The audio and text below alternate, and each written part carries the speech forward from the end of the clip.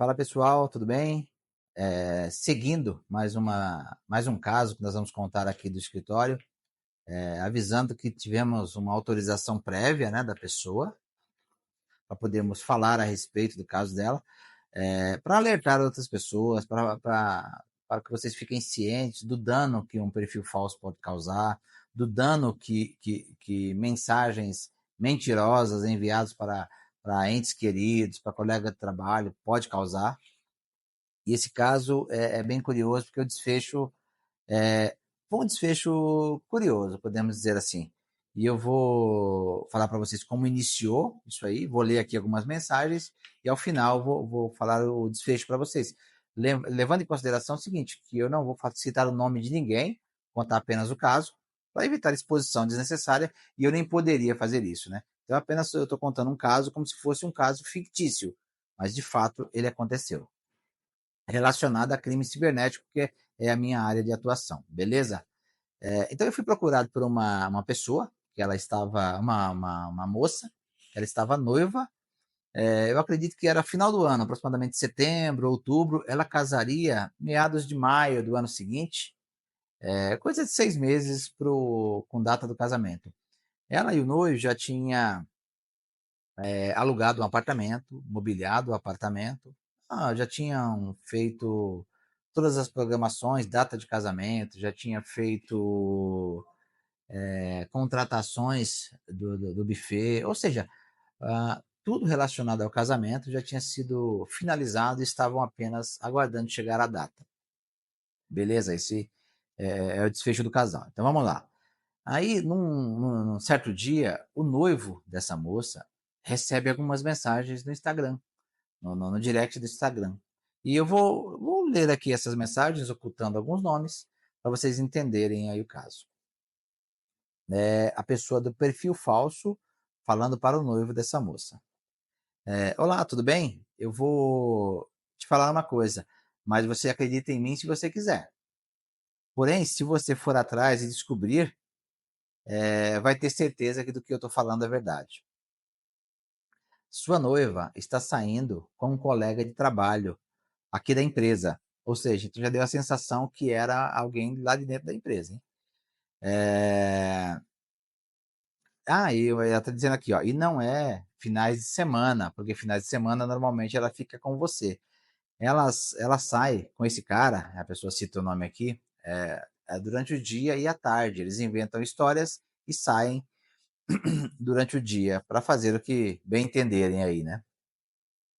Aí ainda fala aqui, ó, se você não precisa acreditar em mim, mas basta perguntar para ela que provavelmente ela vai falar a verdade para você. Então, aí teve a resposta do noivo, né? Questionando a moça. Ué, mas como você sabe que isso acontece? Você tem fotos? Você tem vídeo? E o noivo fala assim, então eu chequei aqui o seu perfil, você nem é amiga dela no Instagram, no Facebook e tal. Aí a pessoa continua falando com ele o seguinte: como eu te falei, não precisa acreditar em mim. E eu não vou conseguir te dar provas de fotos, de vídeo, porque eu não acompanho eles. Eu apenas sei que isso está acontecendo no dia a dia. E ela novamente fala: faz alguma pergunta para ela. De repente, se ela gaguejar, se ela ficar, sei lá, de repente com um semblante diferenciado, você vai ter certeza do que eu estou te falando é um fato verídico. E aí ele continua perguntando para ela, mas você consegue me encontrar algum dia em um local público e falar comigo pessoalmente, para me ter certeza que quem é você, que você está falando a verdade e tal. Ele questiona ela aqui, né?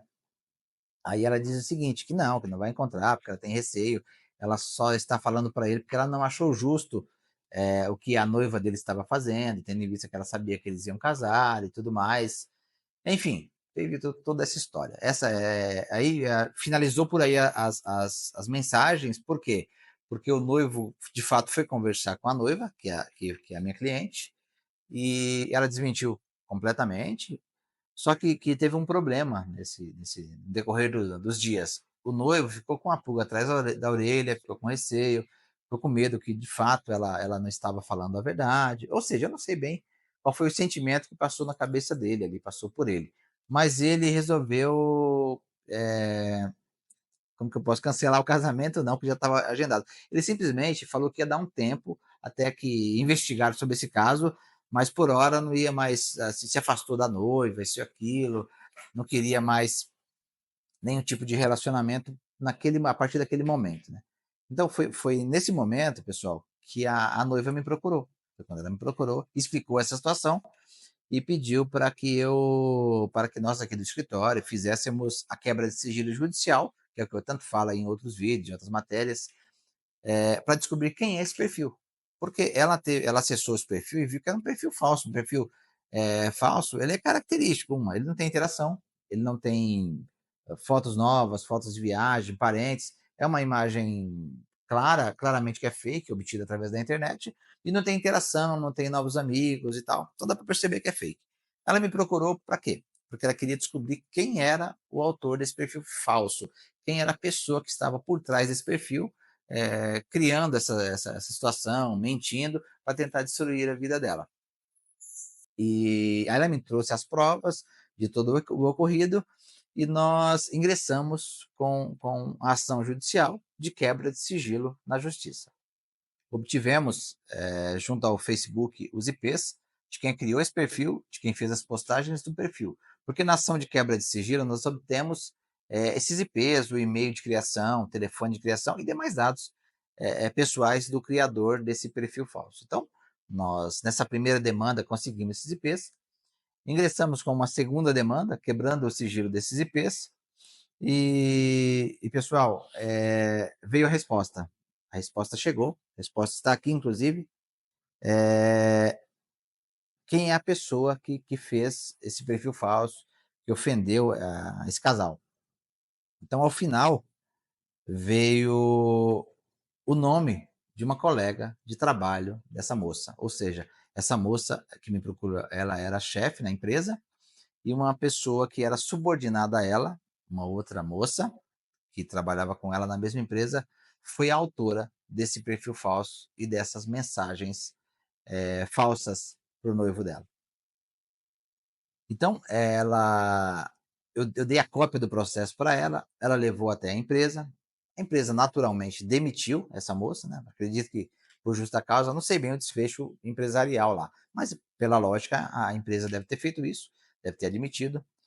E muito bem, aí a noiva levou a cópia desse processo até o noivo. Falou: olha, descobrimos agora quem fez esse perfil falso, quem é que estava mentindo. Está aqui a prova, foi a fulana de tal que trabalha comigo. Pessoal, então, olha o curioso desse caso. Infelizmente, o casamento não foi reatado. O noivo, eu não sei se ele acreditou ou não acreditou. Enfim, ou não sei, de repente ele já era uma desculpa e tal, de repente ele já queria se separar da moça. Não sei, porque não dá para saber. É um caso, um caso assemelhado aí a um caso de família. Então, eu sei que ela, quando demonstrou esse todo o ocorrido no processo para o noivo não reatou o casamento, ela teve o noivado encerrado, o casamento encerrado, prejuízo de muitos milhares aí de reais por conta da mobília, despesa com festa e tudo mais. Enfim, destruiu a vida do casal. Eu estou dizendo isso para vocês por quê? Porque para vocês, repetindo o que eu falei no início, né? Para vocês verem o dano que um perfil falso pode causar na vida de uma pessoa. É, Porém, nós temos a legislação robusta no Brasil, o nosso Poder Judiciário já está bastante capacitado para fazer quebras de sigilo judicial. Os advogados também devem ser especialistas na área, senão não vão conseguir, vão ficar tateando ali, vão perder prazo. Mas, enfim, é possível sim descobrir quem criou um perfil falso em qualquer rede social. É possível descobrir quem criou um perfil falso mesmo que a rede social seja de fora do Brasil, mas se tiver escritório aqui, é possível fazer essa quebra de sigilo. É possível descobrir também quem criou um e-mail falso ou qualquer outro tipo de conta na internet. É possível descobrir quem fez. Dessa forma, essa é a única ferramenta que nós temos via dentro da legalidade, né, para descoberta de um criminoso virtual. Nesse caso, em especial, infelizmente, o final não foi feliz. Nós descobrimos quem foi o criminoso, quem cometeu o crime em si, quem cometeu o crime, porém o casamento caiu por terra. Então, infelizmente, nem sempre temos um final feliz, mas serve de exemplo aí para vocês e para vocês verem a dimensão do dano que um perfil falso, uma notícia falsa, uma notícia fake aí pode causar na vida de um cidadão comum. Beleza, pessoal? Esse é mais um caso. Ao longo das semanas aí eu vou contando alguns casos. Claro que com autorização eu envio um e-mail para o cliente, pergunto se eu posso contar o caso dele. O cliente autorizando, então nós contamos. Tá certo? Então, se vocês gostaram desse vídeo, dê um like, compartilhe, se inscreva no canal que na sequência dos dias, semanas, a cada 10 dias, a cada 15 dias terá novos vídeos. Beleza? É isso aí. Um grande abraço e fiquem com Deus.